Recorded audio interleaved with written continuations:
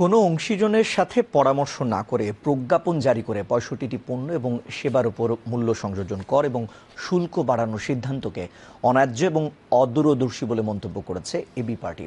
আজ ভ্যাট বৃদ্ধি এবং শুল্ক ব্যবস্থাপনা নিয়ে পার্টির কেন্দ্রীয় কার্যালয়ে আয়োজিত সংবাদ সম্মেলনে মন্তব্য করেন এবি পার্টির সাধারণ সম্পাদক ব্যারিস্টার আসাদুজ্জামান ফুয়াদ।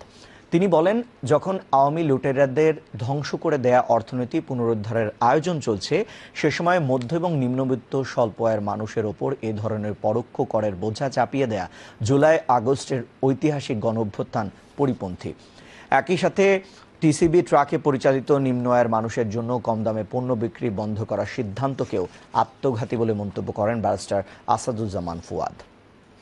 পক্ষ থেকে আমরা দাবি করছি ভ্যাট ইনফ্যাক্ট বিলুপ্ত করে দিতে হবে গ্র্যাজুয়ালি। এটা ৫, ১২, ১৫% না, এটা আপনি গ্র্যাজুয়ালি কমায় এনে একটা সার্টেন টাইমের পরে ভ্যাট বিলুপ্ত করে দিতে হবে।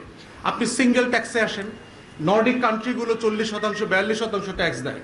আপনি একবার একটা ট্যাক্স নেবেন এবং সেটা উপার্জনের উপরে ভিত্তি করে।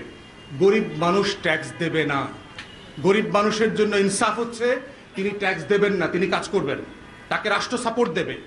কিন্তু আপনি টিসিবির চালের জন্য যে লাইন ধরে বাজার থেকে না কিনতে পেরে পণ্য কিনছে, তার উপরও আপনি ভ্যাট চাপায় দিচ্ছেন।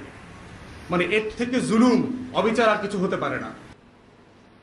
সংবাদ সম্মেলনে পার্টির চেয়ারম্যান মুজিবুর রহমান মঞ্জু, এবি পার্টির সাবেক আহ্বায়ক মেজর অবসরপ্রাপ্ত প্রফেসর ডক্টর আবু ওয়াহাব মিনার, দপ্তর সম্পাদক অ্যাডভোকেট আবদুল্লাহ আল মামুন রানা সহ সংগঠনের অন্যান্য নেতারা উপস্থিত ছিলেন।